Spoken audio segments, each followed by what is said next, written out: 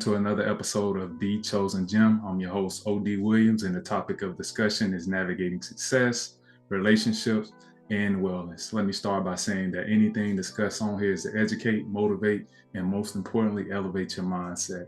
So, last time we had a special guest on that was Jarvis Provit. Today we have another special guest on, like my brother from another mother. Love you, bro, Anthony Lanier. So what we're gonna do is we're gonna start it off with our pregame. So in our pregame, just like football, we're getting prepared for the game, we're getting ready to go out and get the W. So Yes, sir. that being said, I'm gonna give the floor to Anthony Lanier. If you could, man, just give us a brief introduction about yourself. My name's Anthony Lanier II. I'm from Savannah, Georgia. Been playing football at Alabama A&M for college. I played in the NFL for 5 years and currently playing in the CFL, going on my fifth year now. Okay, that's what's up. That's what's up. So, um, let's just kind of explain how we know each other. So I met Anthony back at Alabama A&M. We both attended at Alabama, the University of Alabama A&M. We both had a full ride scholarship there and played all our collegiate years there. Like he said, he was able to go on to do bigger and better things. But our time there, man, like we grew into like brothers, man, a brotherhood. Mhm. I could rely on him. I could depend on him. He was one of the ones that was able to kind of like, help me out in times where I needed help. Iron sharpens iron. So, I appreciate you, brother, and it's good having you on. So, before we really get started, man, I just wanted to ask you a couple key questions. One of those questions was, or is, if you had to define success, what would you say the success is? Success is hard working at what you love to do. When you put in time and energy and dedication into whatever it is, whether it be your career, whether it be just a goal that you set for yourself, when you constantly putting that time and that energy in and you seeing it coming to fruition and you make it happen, that's success, no matter what it is. Gotcha, gotcha, gotcha. Hey, that's a couple key points there. And I'll say, man, I look at you being a successful person. I mean, not many people have been able to wear the shoes that you wore, being able to go to the NFL.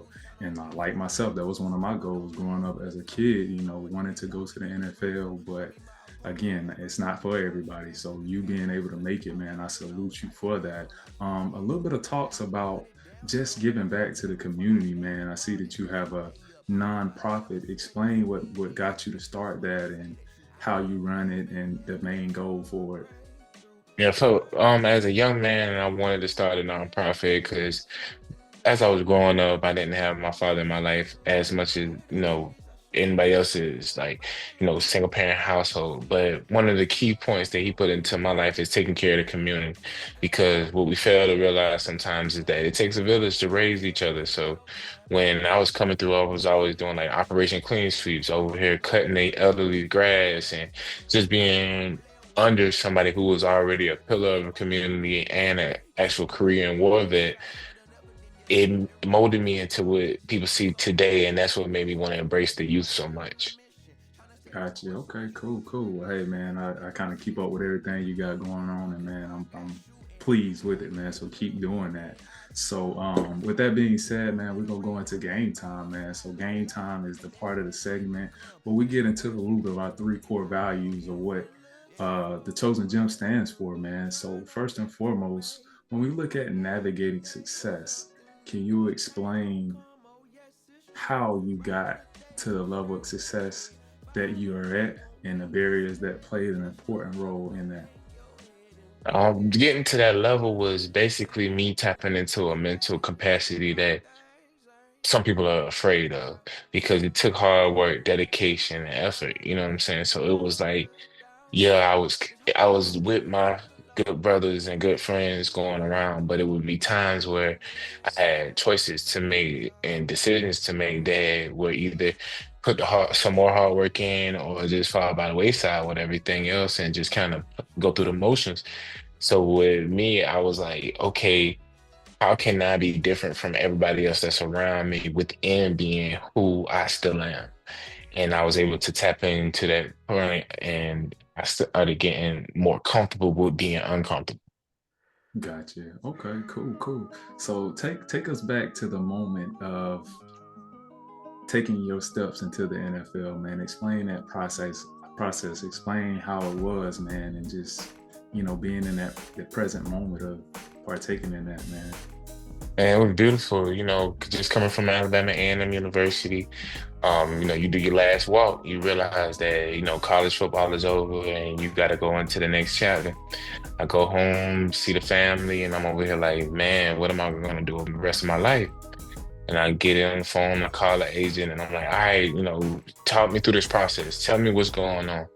So first, I get in touch with a trainer up in Alabama called, his name is Dallas Terrell. I went over there, I pull up on him, and I'm like, hey, I want to try and get this thing a shot. And he kind of looking at me. He's like, you gotta want it. And I'm like, yes, sir. He was like, don't be late. Make sure you're on time for everything and make sure you're ready to work when you come in here. I had some downfalls while I was in there as well, because I was supposed to be staying at this hotel, which was kind of like an extended stay. And my agent, he was kind of fumbling the ball a little bit as far as the funds of paying for my living and paying for my training. Well, I was able to get all that squared away, and Dallas stayed on me the whole time.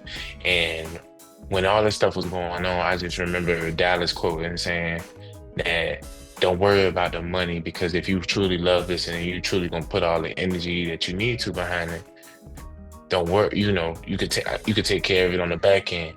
And I was like, I got you. So it almost like now I have more than just my family and my former teammates and the world on my shoulders now. So I'm like, I gotta go do it. Well, go back home after my training is up. It's draft day. I get in the house and I'm over here like, well, you know, might go with a number, and then God, if it's for me, let me have it.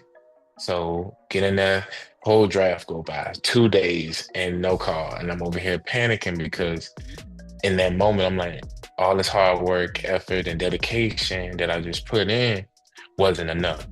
Mhm. And little did I know God had other plans for me.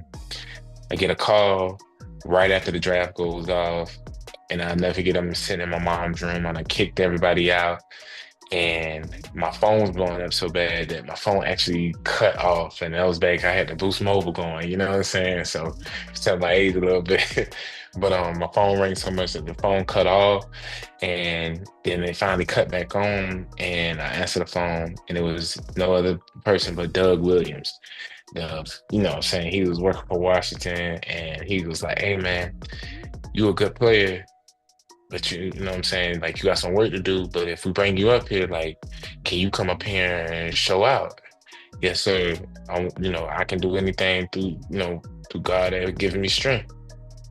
He said, all right, you come up here next week and we're gonna have you ready. So from there I flew out and I touched down in Washington, DC, and that was probably the furthest I had been up north in my whole life, and I was nervous. Oh my goodness. But that was the moment right there that was like, you're supposed to be here. So, with that being said, you going through that process when you got your foot into the NFL. Explain a little bit about that, man, behind the scenes, the stuff that people don't see, like relationships you built within that, man, and just different moments that you can remember, man, and that you embrace. Man, I remember walking in my first day and going to sit down in my locker, and I'm looking around. And at first, they got the big lockers around. So you seeing like the Vernon Davises, you seeing Trentwood. And then the craziest thing about it is some boxes in front of my locker, and I'm over here like, bro, like, who sent me this or whatever? And it's like, oh, that's not my name on there. Like, oh, they put it in the wrong locker. And come to find out, this Josh Norman stuff over here. And I'm over here like, oh, everybody knowing about Josh Norman at this time. So I pick up this stuff and I head over to his locker, and he looking at me like, what you doing? And I'm over here like, man, they brought some boxes over here. Like, I think these yours. I was just bringing them to you, my name Anthony, straight off the rip, you know what I'm saying? But at the same time, I know who this is, but I'm over here like, hold it together, like, it's your, you know what I'm saying? It's your teammate now. Because at first you kind of just looking around like, whoa, hold up. These people I just was watching on TV. But end up talking to him, and it's like we linked as soon as we got in there, and it was like, man, you know what? You're a cool dude. You from Carolina. I'm from Savannah, Georgia. Like, let's saying, let's see what's going on. Like, let's see what this brotherhood about. We get out there in the weight room.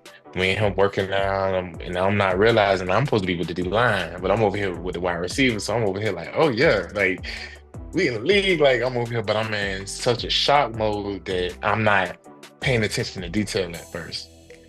And I'll never forget, Malcolm Blacken is the player personnel person who like kind of deals with all the players like very hands-on. And he like go, Black College, hey man, you supposed to be over there with your group. So I get over there in the group, and as soon as I get over there, I got Ziggy Hood, Ricky Jean Francois, Chris Baker, and Stephen Pye sitting there waiting on me. And I'm over here. These people dripping sweat, shirt ripped up, arms look like Cadillac rims. I'm over here like, bro, they want me to be over here with them. Like, okay. And the first thing they want to do is put me up under the bench, and I get up under there, and I end up doing the workout. And next thing you know, we go out there in the field and doing our training and doing our drills and everything. And they actually get to see the reason why I am there. And that's when it kind of clicked for them, like, okay, it is something special about them. Because when I was in the weight room, no, it didn't look like that at first. You know what I'm saying? But as the time went on, they kind of understood what was going on. Gotcha. Cool, man. Cool, cool. So now, another part of the NFL that people don't get to talk about, as far as take us back to one of the toughest moments that you experienced in the NFL. Like I said, doing 5 years in the NFL, the hardest part was probably my first time being released. I felt like I did a lot of things right, and at the time, I really didn't know what was going on. And as I got older and mature, I understood more. Becoming an undrafted free agent, they would tell me every day that I was not supposed to be there. And I'm always like, why they hating on me? Like, why they don't think I deserve to be here? God said I should be here. So I'm here. Like, what's up? And it was solely because I was coming from an HBCU. And it was hard because they didn't understand how I was raised as far as through my upbringing and my college experience when, they were going to the SEC schools and ACC schools and making it, and they got other people to vouch for them from their colleges in the league. Well, when I got up there, it was just like, okay, what's going on? Why are you releasing me? And I just remember walking down the hallway and people like crying. I had like some of the administrators and some of the women who worked in the building crying because they saw what I did in the community while I was in DC. They saw what type of person I was and how hard I tried to work, what I'm saying, to be there. And when you realize it at this age now, looking back at what I did, it was like I have no regrets on anything that I did. I stood for a bigger purpose. I stood for the underdogs of the world who, don't get to make it. And I was able to stand on that and make it. But also sometimes in business, you can ruffle feathers without trying to ruffle feathers. And I ended up kind of ruffling some feathers because I wasn't supposed to be who I am to this day. I was not supposed to be successful in the system that was put in place to keep me out the way, but ended up through God's strength being able to be, a top elite pass rusher. Gotcha. Okay. Cool, cool, cool. Appreciate you sharing that, bro. So going to the next segment, man, within the Chosen Gem is relationships. So when it comes to navigating relationships, who are important people that played a huge role in your life? Definitely my mom more than anything because it was just me and her. My mom put the pressure on early, so my mom has 3 different degrees and like 7 different teaching certificates, and she went to UGA. So I'm over here like, bro, I can't even compete with her right now. Like my mom over here, just a top bulldog already, and Yeah. that's really what made me want to come to Alabama A&M University because we were the bulldogs. You know what I'm saying? So I'm over here like, man, I gotta be with her. And then there was my grandfather. My grandfather, a Korean War vet, at the age of 13, he walked from Blakely, Georgia, where he was born and raised, and walked all the way to Savannah and laid foundation down and created our family that we love today. And I have some other people like my school teachers and my uncles. My uncles played a real big role in my life as well because they stepped in and showed me how I could be and who I could be. And they always gave me the confidence and always were present throughout my youth. Gotcha. Okay. That's what's up, man. Glad to share that, man. Any people like any friends or anybody that helped you like along the way, man, that kind of stuck by your side and kept it 100 the whole time?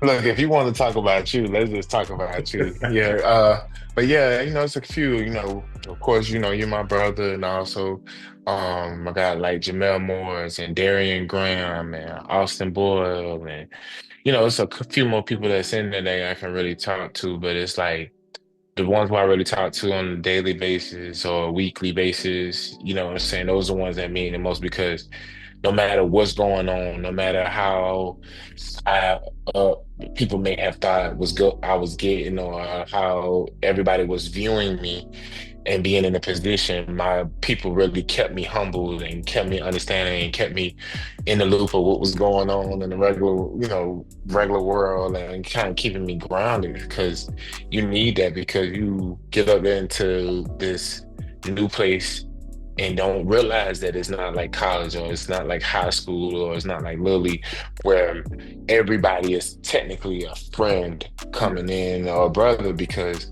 you realize that you fighting for jobs that's taking care of people's families, their livelihoods, Mm. and you the young man on the block or you the competition standing next to him, you go a threat, Yeah. especially if you popping your stuff, like, you know what I'm saying? So it's like, you just realize like what you really are capable of.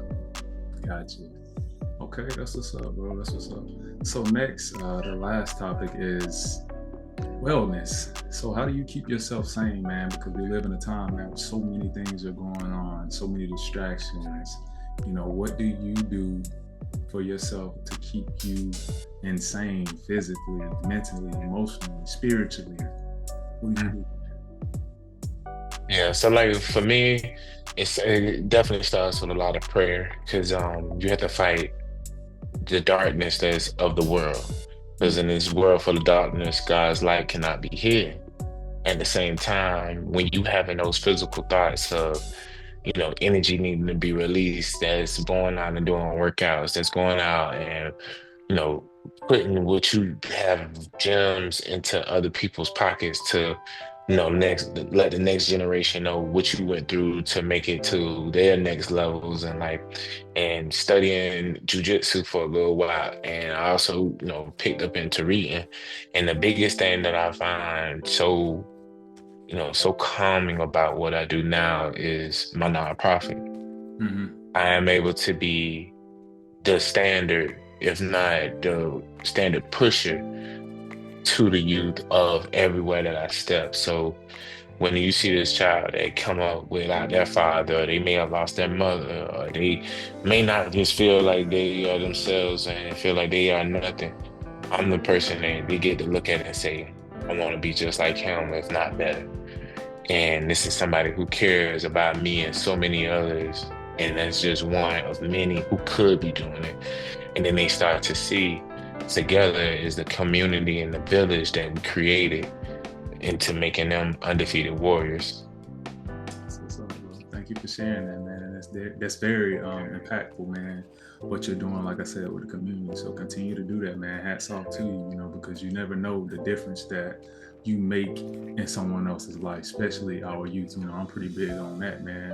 Definitely pouring and planting those seeds into the youth because they got to be our future, man. So what better way can we instill in them different things and show them the blueprint, man, and the access that they have, that, it's more than just being confined to a small box. There's more out there in the world to accomplish. So again, that's awesome. So what we're gonna do, man, is roll into the game winner, which is the last portion of the Chosen Gem. And basically what the game winner is, man, is just a time for you to kind of drop gems or the takeaway from our whole interview, man. What would you leave everybody with, man, as we get ready to close? Leaving everybody with, man, keep God first, and no matter what an outside entity say, understand negative people sometimes are going to be in your life, and sometimes negative things come out of people's mouth that they don't understand. As long as you got clarity from the man above or whoever you may pray to or whatever you may believe in, effort and that hard work and that faith will get you there. Don't give up on your dreams. Don't let nobody ever crush your dreams. If you can dream it, it's up to you to put the energy, the action, and the effort into it behind it to make it come into light. And you just keep walking, keep your head straight, and be a person of your word, no matter who you are. Okay, cool. Hey, we take that. I receive that, brother. And hey, like always, man, I appreciate your time, man. I know you're a busy man, and I know that you have so much going on, but the time spent on here, man, is knowledge, man, gems that the next person can use. If I don't take nothing from it, I'm sure somebody else can take from it. So to my audience, he dropped some gems on you. It's up to you to receive it or leave it. The choice is yours. Allow it to inspire you, allow it to motivate you, allow it to uplift you. And again, take it, man, and allow it to edify and multiply your life. So with that being said, make sure you guys like, share, subscribe, and I'm gonna drop some of your information down, man, so people can see some of the stuff that you got going on here. But hey, man, again, I appreciate you. Until next time, peace. See you.